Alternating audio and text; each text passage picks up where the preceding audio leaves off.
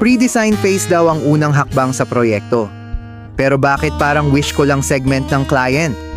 Dito dapat pinag-uusapan ng budget, feasibility at requirements. Pero madalas, nagiging palarong hula-hula kung ano talaga gusto nila. Una, gusto nila simple lang, pero dapat mukhang high-end parang Burj Khalifa. Sunod, gusto nila compact, pero dapat maluwag.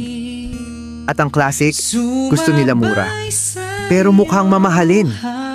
Ano to, budget meal na lasang 5-star. Wala pang final plans, pero may revision na agad.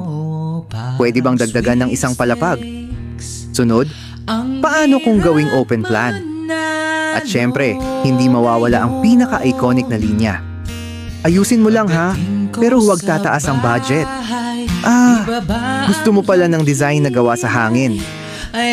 At habang ikaw, todo analyze sa zoning, circulation, at site constraints sila, todo scroll sa Pinterest. Kaya imbes na pre-design phase, mas bagay tawagin itong pre-stress phase o pahirapan phase.